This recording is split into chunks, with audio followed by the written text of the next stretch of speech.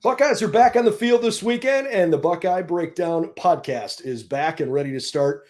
Our coverage here as the 2024 season officially begins this weekend with the Akron Zips coming to town. Sure, there's a little bit of conversation around Akron coming in, but there's a lot to talk about as it relates to the program, the momentum coming into the season. Finally, some questions answered, even a new co-host. Lots to talk about. Let's get it rolling. Buckeye Breakdown. We've got the whole crew together as we cover Ohio State with our instant analysis from Ohio State. There's something that doesn't feel right. Unbelievable effort from him today. Is E.J. Liddell going to crack the first team All Big Ten? I think he can be the guy. I'm not trying to start a quarterback controversy. He seems to have the durability. He certainly has the toughness. This is the question on a lot of people's minds here. Welcome to Buckeye Breakdown.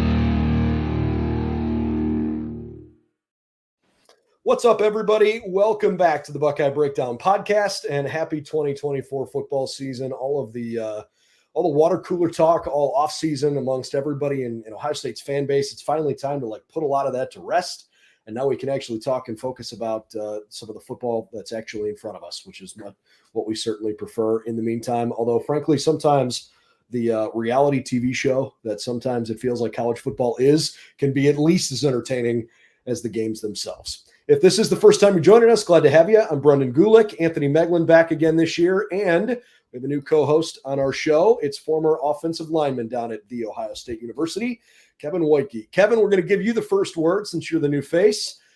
Take us inside the locker room, man, and what it's like to be gearing up for, you finally have training camp over and you're ready to finally play a meaningful game that counts, even if it's a non-conference game, a money matchup. What's it like when you're ready to start the season? Absolutely. Happy to be here. Happy to be here with you guys. Should be a fun season. Gearing up for, hopefully.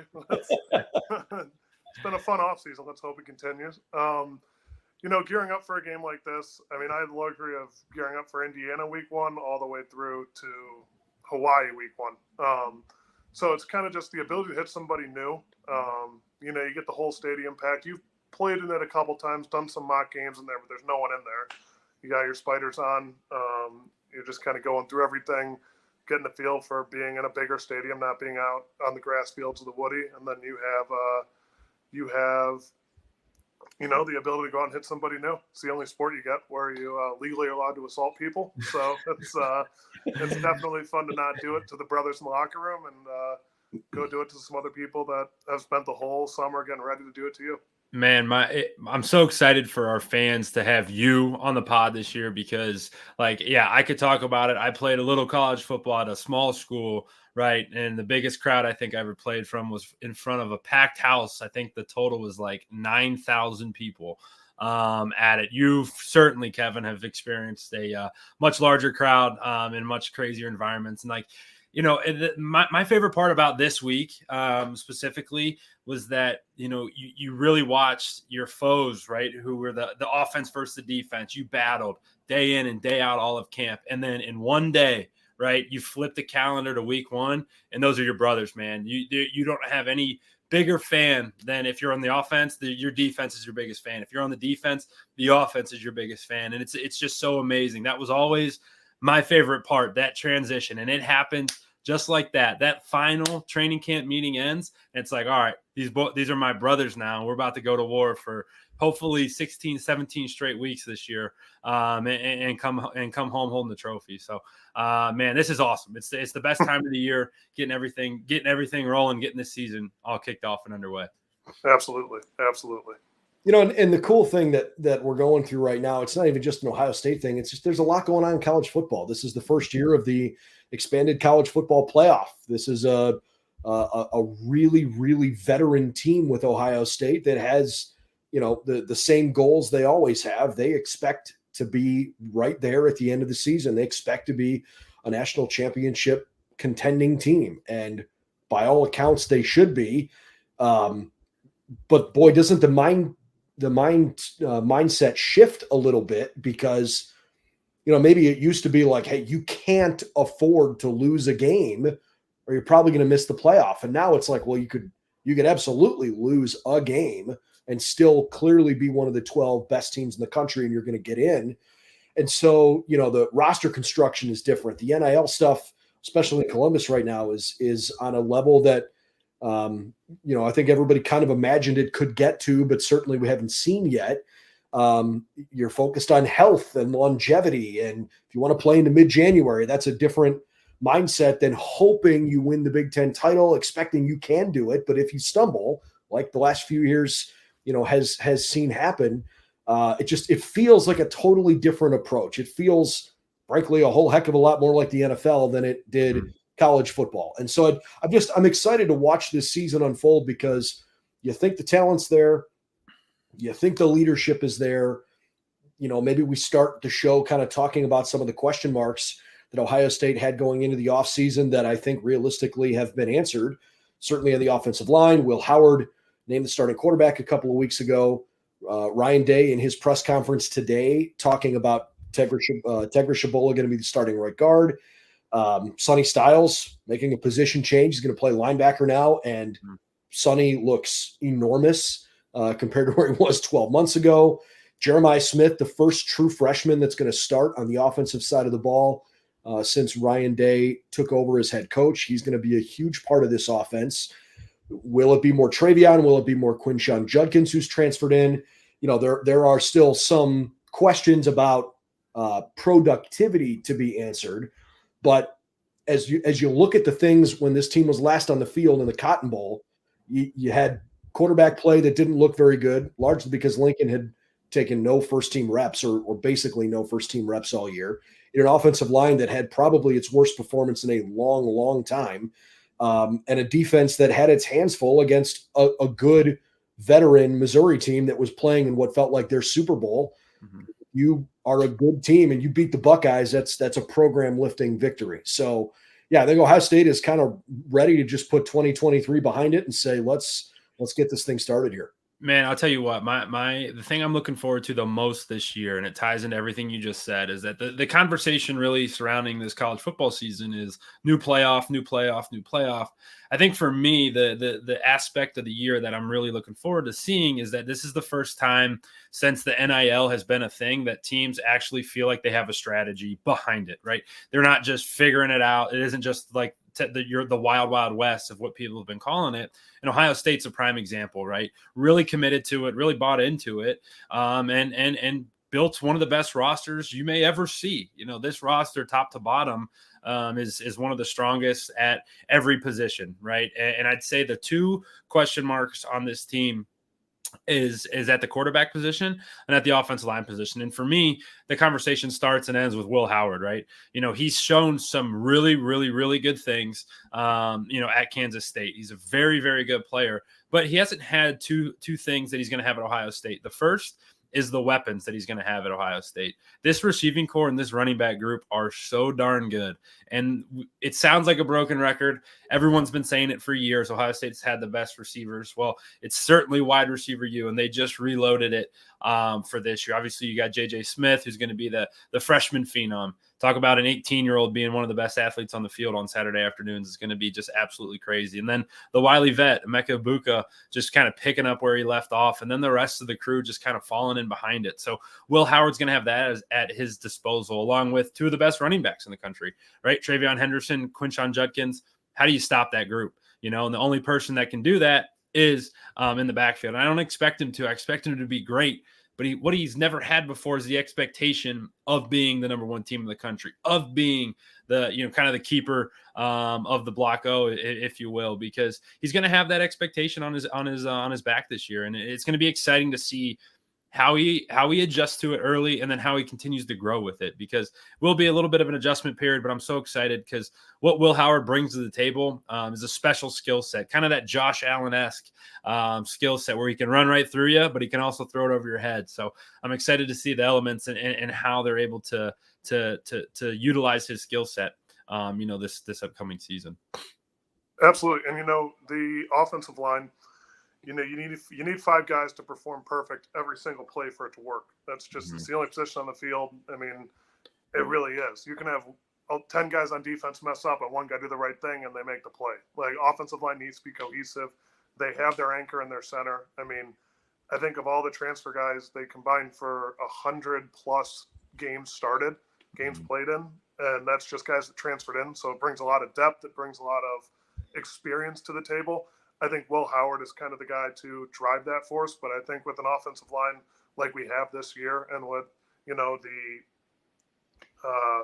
lack of a better term, experience that we have at that position group, we know what we can do. And Will Howard can have a little bit of a sense of security in knowing that he's got an offensive line up there that knows what they're doing, that isn't young, isn't fresh, hasn't been in those big games before. I mean, the starting center played national championship.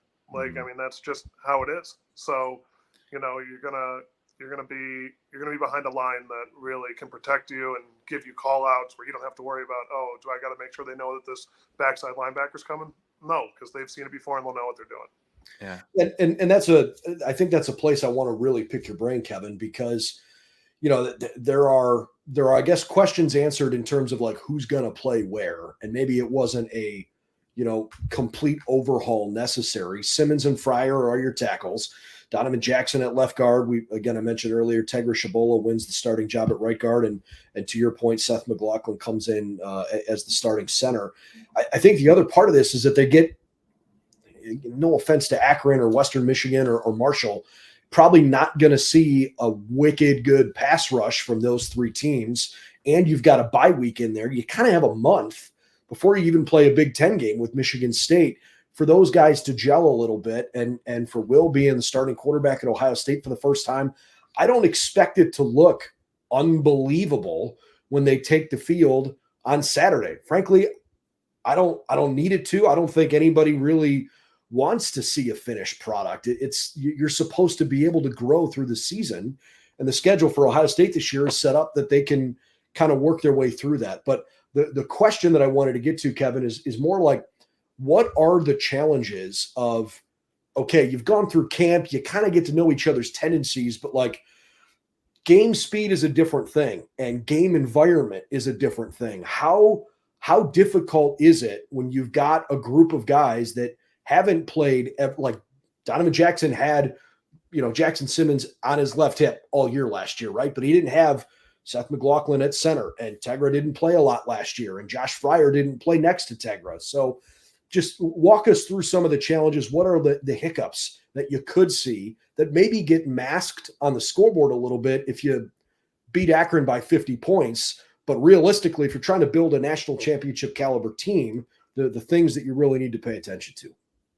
Absolutely. When you're going against, arguably when I was there and this year, the best defense in the country every single day for the month of August, you're going to start to develop tendencies. You're going to start to develop a little bit of cohesion amongst each other. But like you said, it's different in the game. It just is. I think you'll see the first couple series, you'll see some jitters getting out, and that could be both people coming off a double team and leaving a nose tackle, leaving a D tackle unblocked 2 yards down the field after they blow them off the ball. I think you could see maybe somebody doesn't slide fully because they didn't fully hear an out call.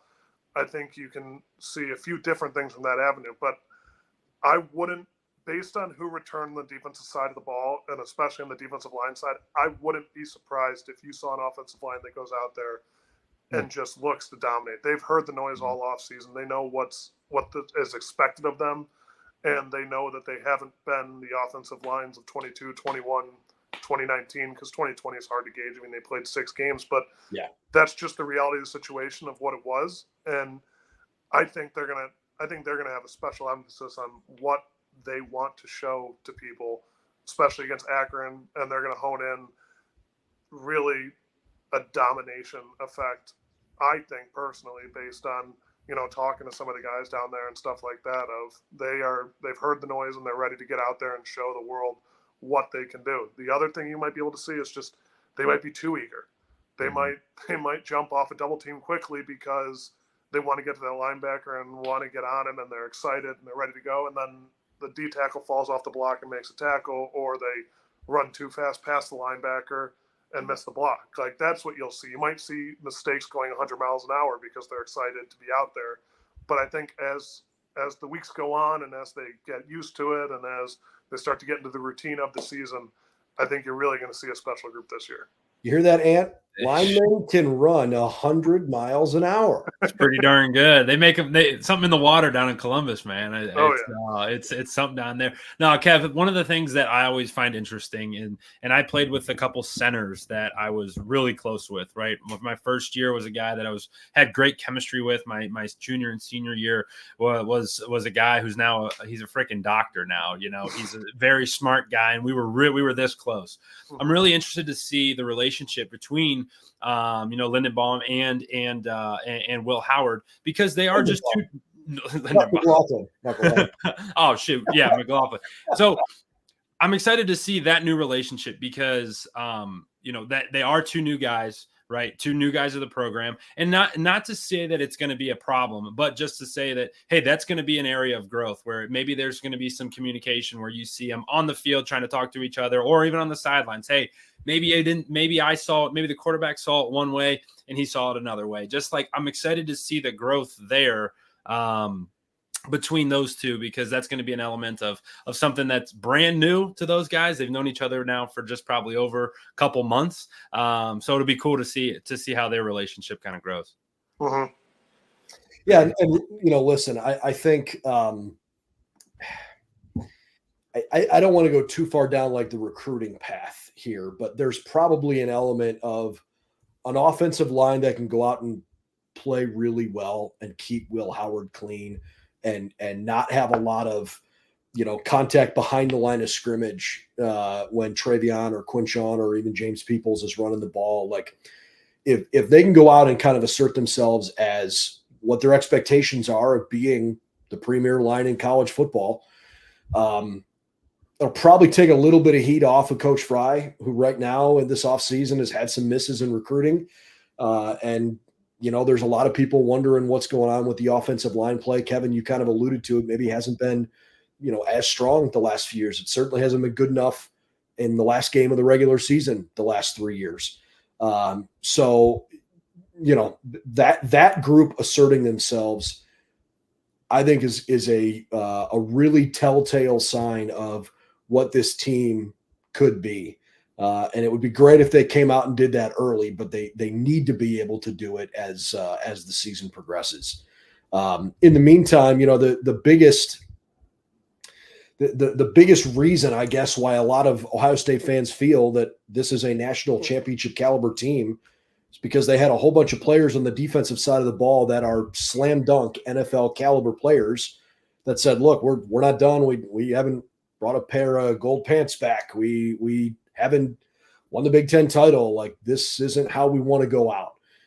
We're going to try to finish this thing the right way. Frankly, it was a similar mindset to what Michigan had for the guys that came back in the 2021 season. And let's take the Connor Stallion stuff out of that for a second. It was still the same mindset of those guys were sick and tired of getting their teeth kicked in, and they didn't want to close their chapter that way. So, the hunger and the talent on the defensive side of the ball, that part for me, I expect them to click now. Absolutely. I think that it kind of reminds me a little bit of the 2016-2017 Clemson Tigers. Yeah. And it was tough. I was on that team. Wasn't the greatest CFP showing for the Buckeyes. But, I mean, you look at that, and they had 2 first-round defensive linemen that said, no, we're coming back. We have unfinished business. And that defense drove that. I mean, they had Deshaun Watson, but that and Hunter Renfrow, but that defense really drove that team. And I think you could see something very similar for the Buckeyes this year. I mean, that defensive line we got returning is special. I mean, you got Sonny Styles playing linebacker. You have Caleb Downs coming in as the best safety, arguably one of the best football players in the country. And he's coming into an already stacked defense and just gets to fill in a slot that we, maybe needed. But, I mean, it's just going to be, I think that's really where you're going to see us fly around. I think it could be similar to the 2019 defense. The coaches are there. The players are there. I think barring a phantom targeting call, you could see a very, very good, similar to 2019 defense.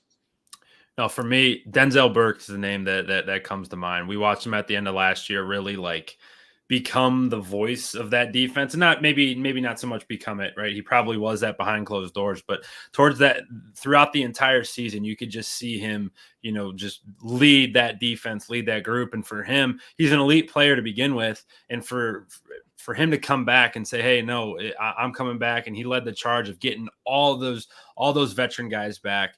I'm just so excited to see that secondary is just going to be totally locked down, right? It's just going to be a total no-fly zone. And they're going to do there's going to be a couple performances this year where you just like scratch your head at how good this defense is, because they're going to be bigger, they're going to be stronger, they're going to be faster. And all of those guys outside of Caleb Downs, who's just come off his true freshman season, have seen a ton of football. They've all been starters for a very long time, so you're not going to be able to sneak anything past them. They're going to be smart, fast, physical. It's going to be a really impressive group, one that I don't know that we've seen the likes of before.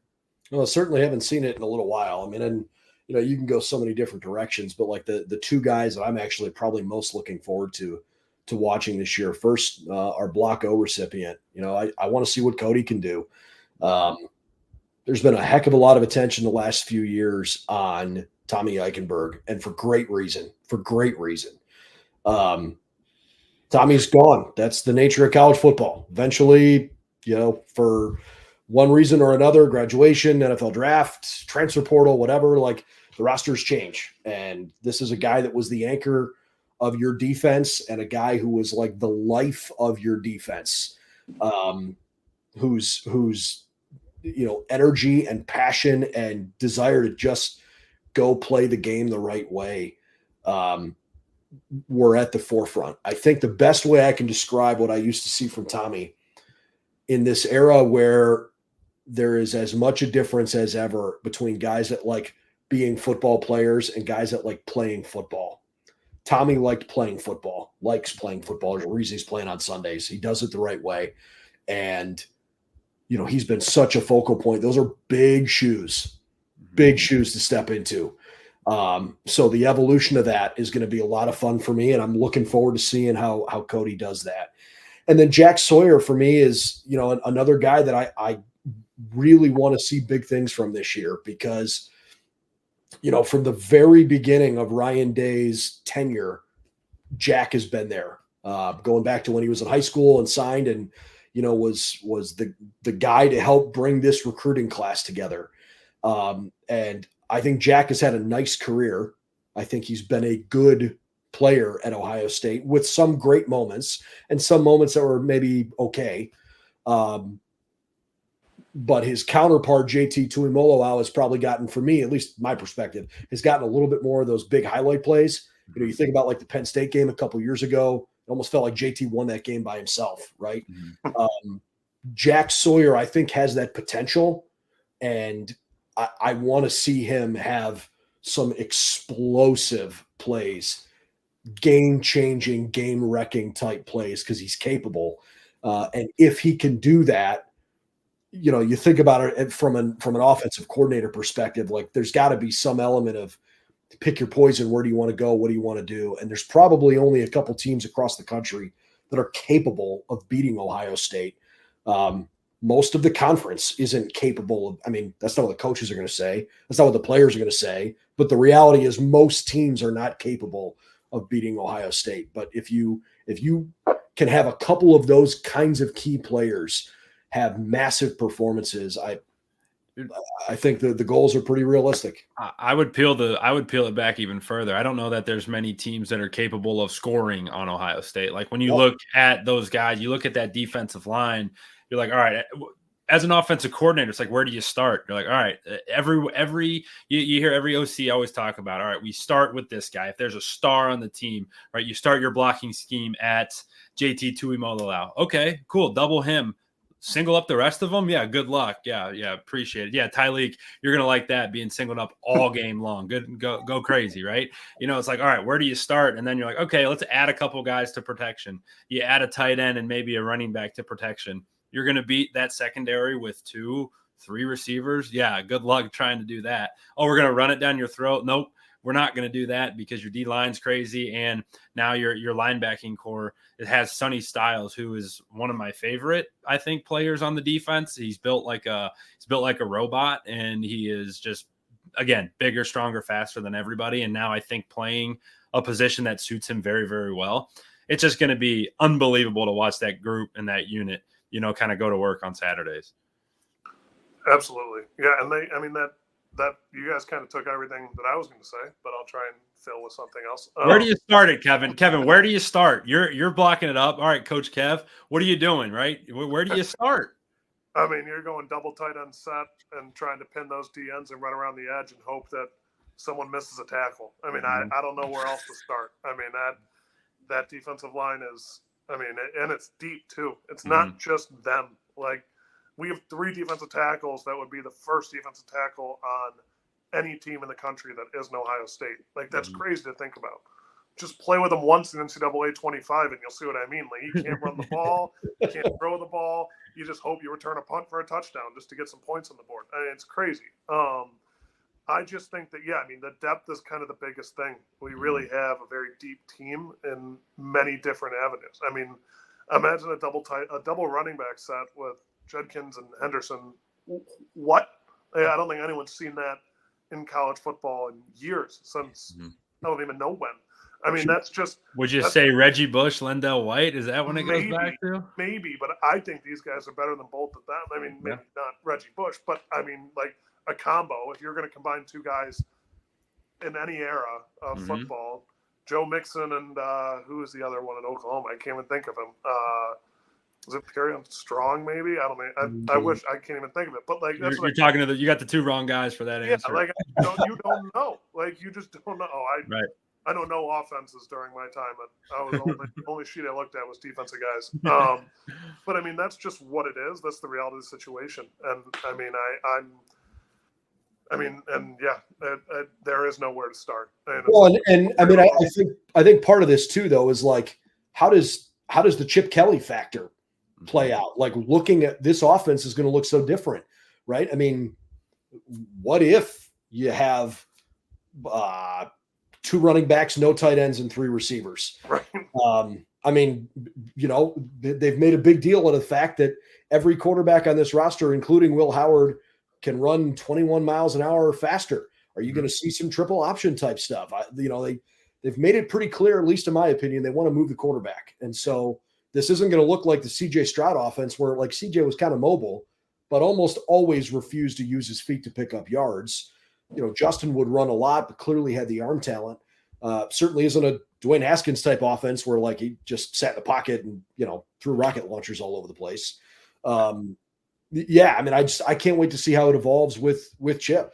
I would throw in one more thing with the Chip Kelly conversation too, is that now they're going to be able to use the clock and their tempo as a weapon. Like, as long you don't have enough weapons, here's another one. We've seen Chip go as fast as humanly possible. You go back to those early Oregon Duck days when they were running a play every 8 seconds, right? That's unheard of. And if you have that ability, there's just another weapon to be able to use your tempo against the defense. It's going to be there's a lot of ways we could go with it.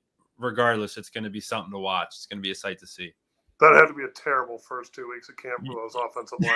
You wouldn't have liked it, dude. You would not have liked it. Oh. Is that why the offensive line room had like a little illness going through it? Maybe. They were all just tired. They were gassed. I remember getting there after the national championship, and they had the scout team, the second-year offensive line, were telling me about how they had to run the scout team for Oregon for the national championship. And they were gassed. They were dead. They just talked about it. And I'm like, yeah, I'm glad we don't run that offense. And I'm glad that I left 5 years ago, so I don't have to run the offense either. Oh, I love it. We could talk for a long time about a lot of the different stuff on our mind here, but I want to close with just a brief thought about basically what college football fans across the country are talking about, certainly what Ohio State and Michigan fans are talking about. With the release of the Connor Stallions documentary on Netflix. I watched it this morning, or I guess I finished it this afternoon.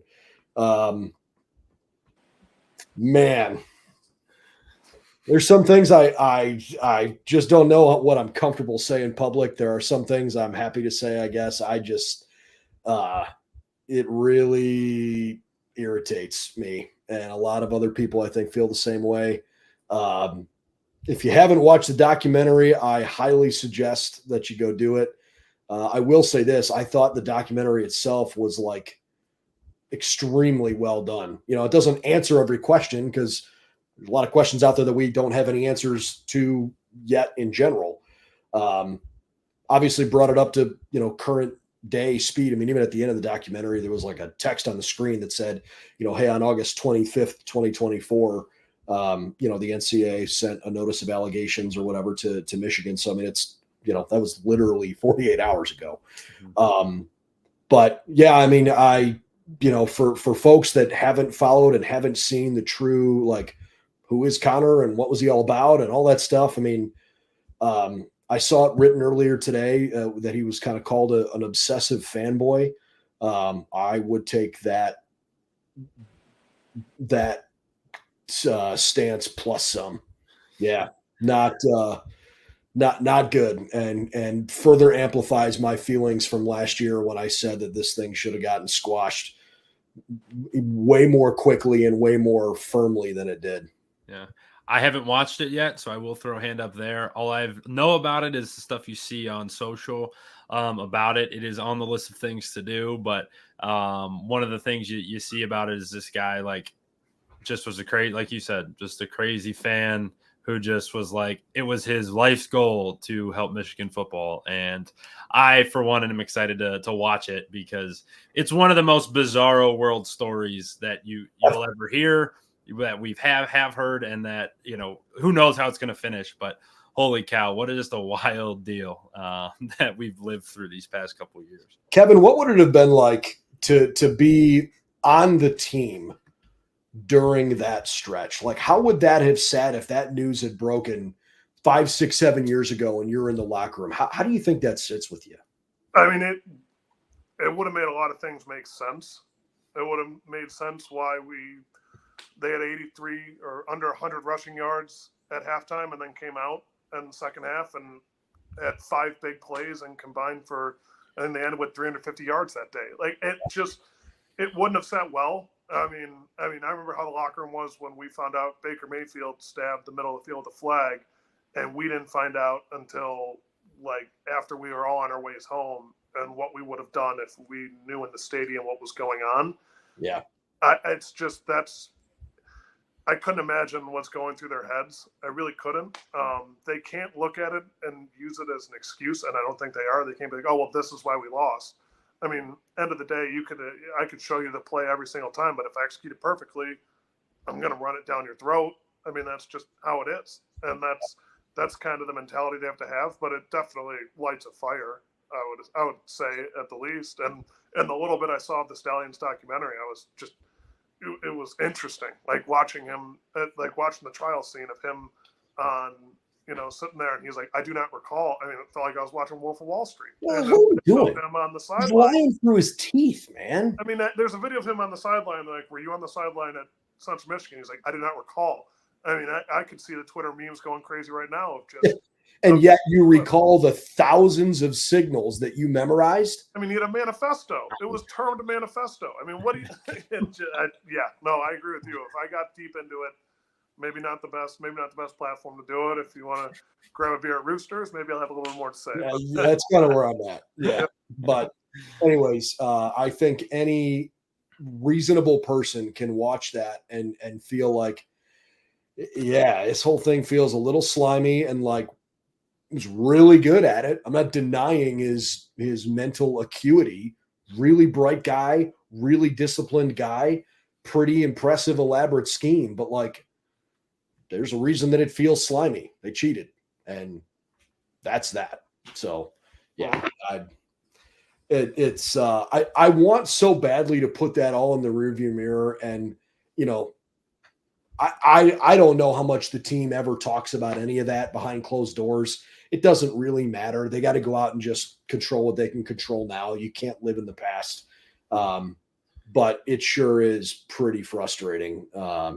You do get a nice shield in the locker room from all the other craziness that's going on in the media. You don't really have time to pay attention to it, one thing, and two, it's kind of hard to stay up to date. I mean, you're spending your day at class, on the field, and watching film, and maybe if you have some time playing Fortnite at night, maybe. Like that's your day every day during the fall. You just dated yourself, bro. They haven't been playing Fortnite. So what's Fortnite? Fortnite is absolutely bad. Those are back in our day, right, Kevin? Back in our day. Exactly. I got cousins in high school. They say Fortnite's back, so I'm on board. All right, I'm in. Didn't realize I had the old heads on the pod. That's good. Well, it's going to be a lot of fun to do this throughout the course of the year. We'll certainly cover stuff as it breaks. And while today was maybe a little bit more, high level talking, bigger picture, season's back and starting to play here this weekend. We're definitely going to dive into some stuff along the way and, key matchups to watch and some X's and O's analytics from a quarterback and an offensive lineman that know the game really well. We'll look forward to your guys' thoughts along the way on that. And let's hope this is a long, fun ride and that this team is playing really, really deep into the year. I think there's a pretty good chance of that. Absolutely. Cool. Excited about it again. Year 2 for us, Brendan. Let's go. Let's do it. SI.com/college/Ohio State. Previously called Buckeyes Now, same coverage, no longer called Buckeyes Now. It's the site is now called Ohio State Buckeyes on SI, the Sports Illustrated network that was previously called Fan Nation, rebranded. It's called on SI, so we are Ohio State Buckeyes on SI, but you can still find the stuff on si.com/college/Ohio State. And certainly appreciate when you follow the YouTube channel as well by the same name in the Buckeye Breakdown podcast. For Anthony and for Kevin, I'm Brendan Gulick. See you real soon. Ohio State getting ready for Akron this weekend. Football's officially back.